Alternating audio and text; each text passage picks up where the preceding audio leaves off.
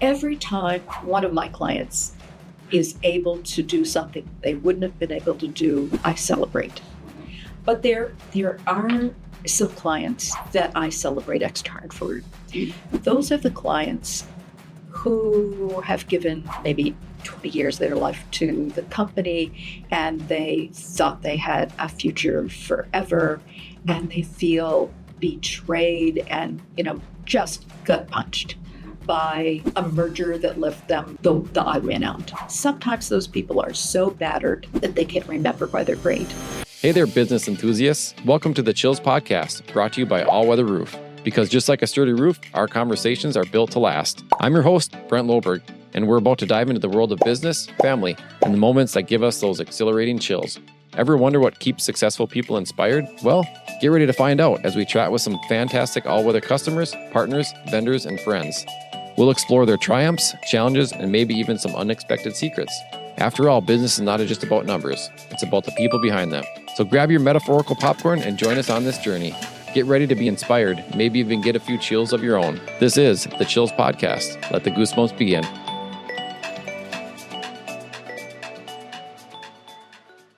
Okay, well, I'm Carol. I am a professional speaker and international branding coach, and also author of this book.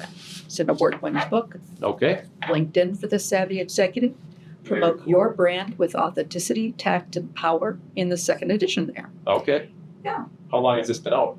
So I originally wrote a book with this same title in 2016, and in the second edition, I put that out right after COVID in January of 2021, because the whole world was turning upside down, and LinkedIn was trying its best to do things that would be helpful to get people employed again. And so there are so many new things that they introduced in 2020 that needed to be addressed.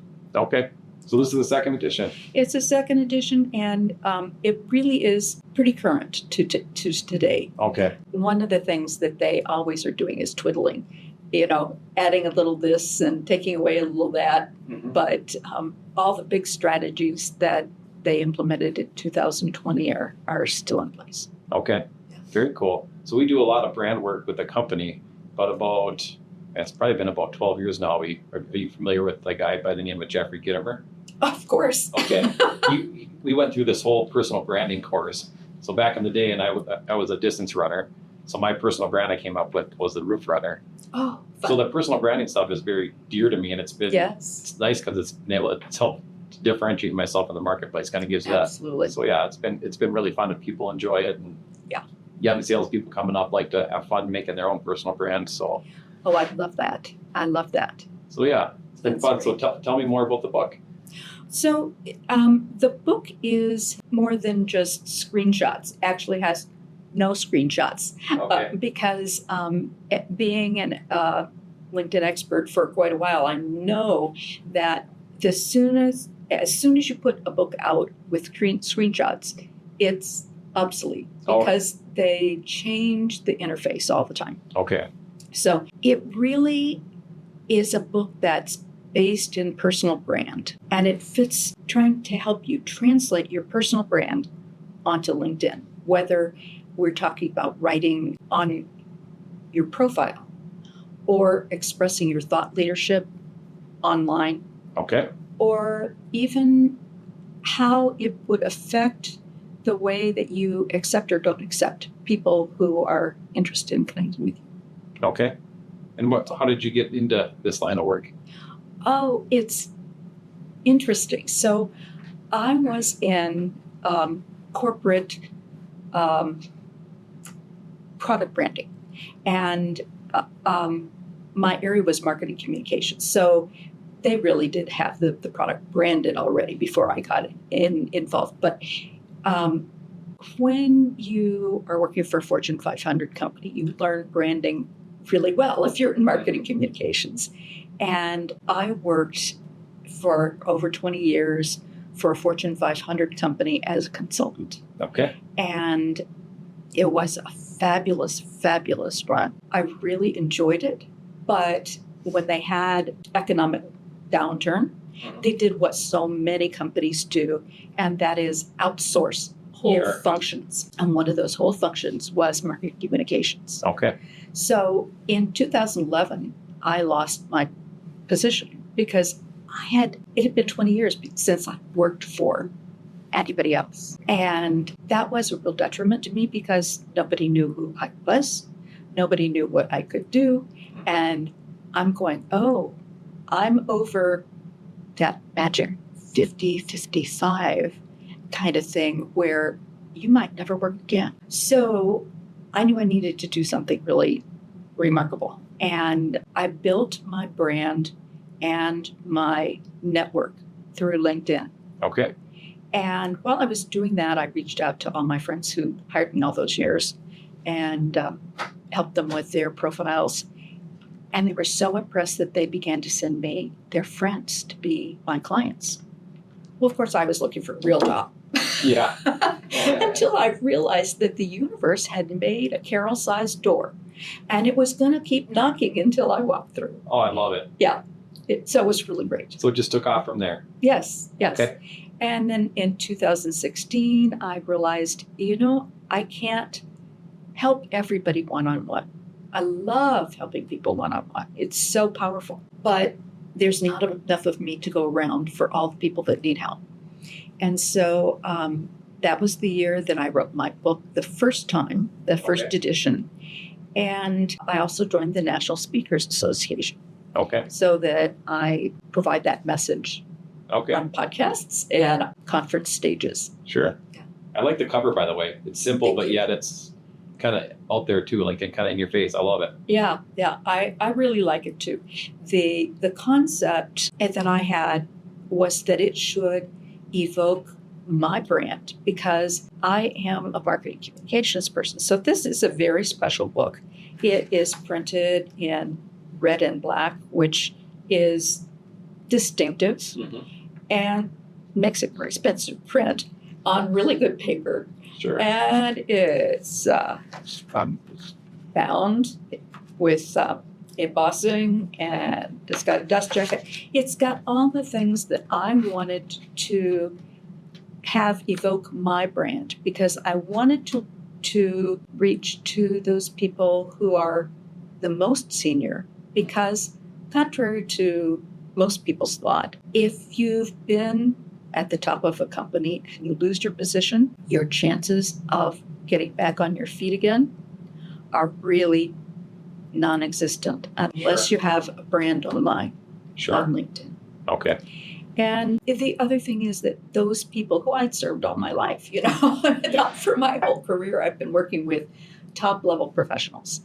And those people don't like to be wrong or look wrong or do it wrong. And LinkedIn, way back when I started working with that, had a lot of gotchas. Back in 2011 when I started, and even up to past 2016 when I wrote my first book, when you began to change your LinkedIn profile, each section that you changed would broadcast to your entire network. Carol has a new experience.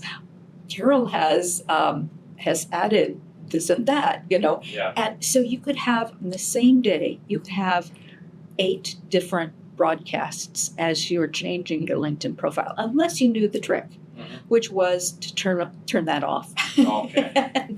and so that was one of the primary messages of my book in 2016 was learn how to turn that off. The broadcast. Yeah, makes sense. Since then, they've turned it off themselves. There are only a couple of things that broadcast, and so it's not so in your face. But people who were at the senior level at that point really needed somebody like me to say, we don't have to damage your brand in order to revise your profile. Yeah, makes a lot of sense. Yes. So talk about your brand a little bit. Yeah. Okay, my brand is centered on excellence. Okay. And kindness. And I would say teaching. Okay. I really want to help not just the people who are my clients, but people who are using LinkedIn to use it effectively, because it is the ticket to having your career thrive, being able to go past those career inflections and come out in a better place instead of finding yourself further forgotten. Sure. So when you were talking about your branding, are you trying to differentiate your clients in the marketplace, making them show up where other people don't, or trying to make them? Well, the clients that I work with one-on-one at least will naturally rise to the top if I differentiate them Sure. on LinkedIn, because they naturally rise to the top when they're in the room. There is an executive presence Okay. that people carry with them. And So that's your ideal customer then? it is Okay. my ideal one-on-one customer. Got it. I can certainly talk to anyone about LinkedIn, but that's the customer that I enjoy the most. I love to speak to audiences, broad audiences, and I can do that with ease. But the notion of working one-on-one, I want that client to be a diamond already so that I can polish it, especially for LinkedIn. Okay. Yeah. Makes a lot of sense. Yeah. I'm going to switch gears a little bit. What brought you to Minnesota from Ohio? Oh, the first time we came to Minnesota was my husband was in a doctoral program that required a clinical internship. Mhm. And he was looking for an academic setting as opposed to just a clinic setting. It was psychology. And he selected the University of Minnesota as his number one. Okay. And on match day, they selected him as their number one. And Okay. so, we got the call right at the top of the hour as they begin calling. It's very much like the residency match for physicians. Okay. At any rate, so we came to Minnesota. It was great. We really, really liked it. Then he completed his PhD program and he had to find his first job. We had to leave. He got the opportunity to be on the faculty at Southern Illinois University in their clinical psychology department. And we went to Carbondale, Illinois, and found that we are not rural people. Yeah. And we really enjoyed being in Minnesota. And so at the end of the academic year, without jobs, we just came back. Okay. Yeah. Very cool. I like it. I like it. Tell us a funny story about anything going on with your business right now. Oh, funny, I don't know. Or interesting. Could be family too. Anything going Oh, on with the family. okay. Okay. So I would say my September was just very interesting. It was I planned for it to be interesting, but it was interesting in a different way. Okay. So I knew that at the beginning of September, I was going to spend time in the Phoenix area with our older son and his family, especially to celebrate the 6th birthday of our grandchild. Oh, very cool. Yeah, so that was really going to be wonderful, and it was. And then the last part of the month, I was to go to Cincinnati. And I had been selected to speak at the International Coaching Federation's Midwest Conference. I was really excited for 3 reasons. One was my brother lives in Cincinnati, and I had lived in Cincinnati. So, to be with him again was going to be exciting. And then the audience for an international meeting is exciting. Yeah. And I was going to get to see my good friend from high school. So those were the things that I was looking forward to. What I was not anticipating was that a couple of days before we were ready to come back from Phoenix to Minneapolis, I slipped on the last stair thinking that I was on the floor by then. And then I was on the floor. Oh, no. And I was falling backwards and I was scooting along the ceramic tile floor. And I knew the next thing that was going to happen was I was going to crack my head. So I put my hand in back of me to break my fall. And it broke a little more than the fall. Oh, yikes. Broke my wrist. So that put the second half of my September into real jeopardy. Okay. And when I got back to Minnesota and checked in at TRIA, they're going, broken. And I've gone, oh boy, if they could get to me right away, I could probably go, but who knows? And when I had that consult with my surgeon, he said, well, what do you do? And what is it that you're looking forward to? And I said, really, about a week from now, I was planning to be on a plane to go to Cincinnati, and I was going to speak. And I was telling him all about why this was such an important trip to me. Yeah. And he said, well, that can only happen if I could get you in on the schedule tomorrow. Right away for surgery. Yeah. Well, the chances of that were really low, I thought. And he thought so too. But he said, I'm going to try. I'm really going to try because this is important to you. I said, yeah, it really is. Came back, he was beaten. He said, I got you a spot. Oh, cool. So, in fact, I was on that plane 1 week post-surgery, all splinted up, It was a sight to be seen. But it was not hard to get help. Get my bag up onto the conveyor belt and stuff. You show your arm all full of a splint, Sure. and people, rush to help. Yep. So Yeah. that was good. At any rate, it was a fabulous, fabulous visit. It was better than I would have dreamed. The audience was so attentive. It was so great to be with my brother.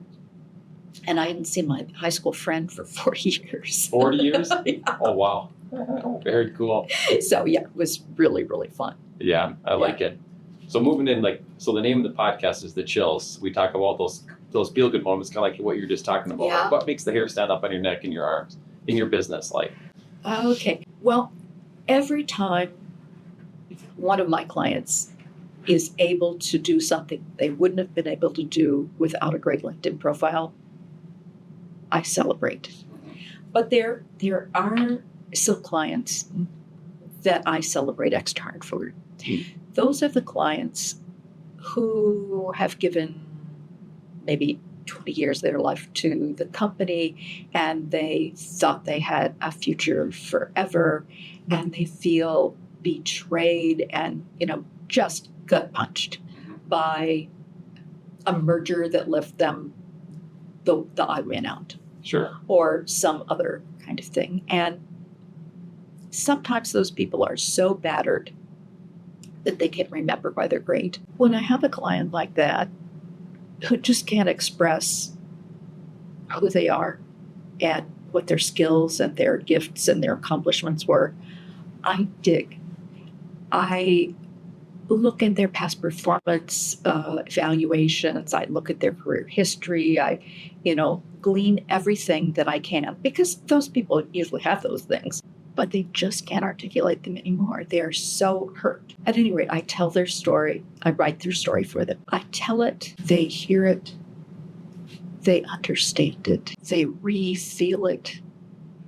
Then when they can tell it again and they land on their feet with a great new role, Yeah. That's when I get the chills. Okay. One of my clients wrote to me, Carol can put Humpty Dumpty back together again. And she did that just for me. Those are chills moments. Definitely. It's a good quote. It is. Should use that in your next book. Yes. How much of your business is public speaking versus helping clients? I would say it's mostly helping clients. Okay. Every once in a while, I have the opportunity to speak. Although this week, I have this opportunity, and then I'm going to speak from my office to an international group on Friday. So, it's interesting. Things come and go. Yeah. So you have a lot of experience in your line of work. A little bit or tidbit of information you can give the audience of helping them in their entrepreneurial career or just in general business. Yes, absolutely. So here it is. Build your brand and your network before you need them. Okay. So the concept is the kind of person that I just told you about, the kind that just feels sucker punched and can't regain their breath. Those are people who are not prepared. Okay. Those are people who didn't look ahead, who thought that their position would go on and on forever. And so their friends are all those people in the company. And when they're not in the company anymore, those people may not be their friends. Sure. In my case, I didn't do those things. And what I found was all of my friends were people that had hired me. Well, when the company let go that whole function, they were my number one competitors. I still treated them like my friends and was helpful. But Kindness. yeah, that's part of me. But the concept is that both a network and a brand need to be pre-existing before you need them so that you can move on from any career inflection. Sometimes those career inflections are that you were promoted. They don't have to be bad things that happen to you. Yeah. But unless you have a solid base for both your brand and your network, it's hard to build them when you are in that inflection point. Sure. Okay. I like it. Yeah. Very insightful. How was it seeing a friend after not seeing them for 40 years? Oh, it was fabulous. Okay. It was fabulous. We just kind of picked right up. Okay. Now, it's not like I hadn't seen her in pictures. Sure. And we certainly have been in touch over that period of time. But to actually see somebody in person was just so lovely. Share life stories and Oh, yeah. And things that I remembered that she didn't, and things that she remembered that I didn't. It was an interesting way to look back and say, well, we both experienced this, but only one of us remembers. Isn't that kind of an interesting thing? yeah, So, definitely. yeah. Well, anything else you'd like to share with the audience about yourself or your business or anything? Oh, I would like to make sure that they have a gift from me. Okay. So this book, LinkedIn for the Savvy Executives and Promote Your Brand with Authenticity, Tact, and Power. It is a number one best-selling book. You can buy it on Amazon. Okay. It's better if you buy it from me because I will send it to them with an inscription and a signature. So it's an author-signed book. Also, Amazon takes 60% of the profits. Sure. So the concept is if you order this book from my website, which is carolkemmerer.com, all run together, then if you use this code, I'll give you a discount. Sure. And the discount code is special, all capital letters, 10. Okay. So that will give you a 10% discount for my book.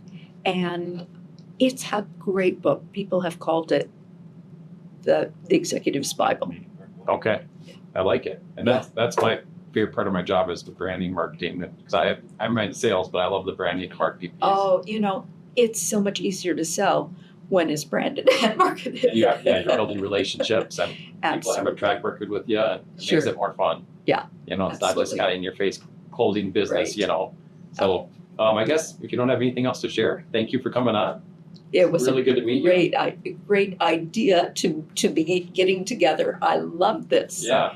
And so nice to be going out to my Twin Cities audience. Yeah. I like it. And I'll definitely pass this information on to other people because again, that's my favorite part of my job. So Fabulous. so I'll be picking up a copy myself. All right. Well, great. Good to meet you. Thank you. Yep. Very nice to meet you.